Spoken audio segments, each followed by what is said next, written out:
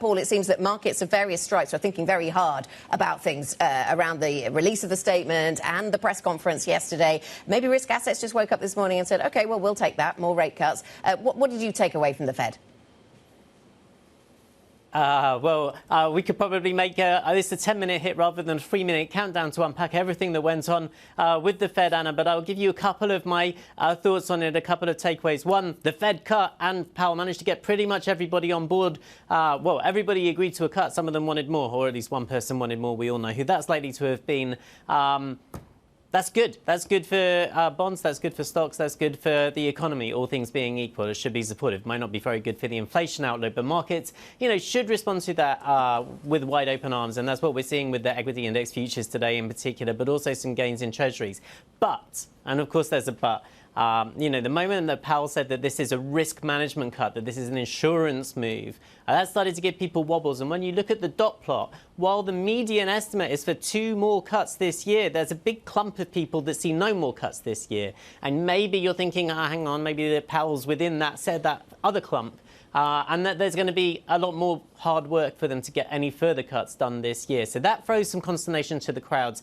But then a caveat for the caveat is Powell is, going to be preempted, to use the words that we saw elsewhere today. He's only around for so much longer before his term as governor changes. And so the outlook for next year is muddy because the personnel and the makeup of the Fed is going to change as well. Is that the collective noun for a member of the FOMC? Clump. It's kind of, I don't know, works for me. Let's talk about the Bank of England. What are you looking for there? Yeah, so Bank of England isn't about monetary policy, I don't think, this time. It's much more about what they're going to do with the QT, whether they're going to slow the amount of bonds that they're spitting back into the market and whether that takes some pressure off the back end of the yield curve. There have been worries not just in the UK but across global bonds markets about inflation, about government debt loads, about supply of bonds into the market, and that's lifted up those long-term yields. So whether there's some efforts there to control that a little bit from the Bank of England will be what people are going to be focused on.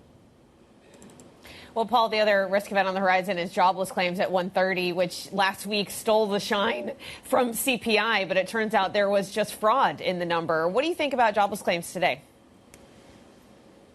Astonishing. Well, what to make of that? So much of that data has been proven to be unreliable from the US. We still don't really have a very good grip on exactly what's happening in the labour market and in other parts of the economy as well, for that matter. So you've got to trust your instincts a little bit. I think, what people really care about is not so much the outlook for the economy, but what it means for the Fed. And we already know kind of what the Fed is thinking now. At least we have some insight into that. So maybe this jobs data are a little bit less important. Maybe people are going to pay attention to the inflation side of the equation again. Unless we get some particularly ghastly numbers on the job side, people can be a little bit more comfortable with that for now.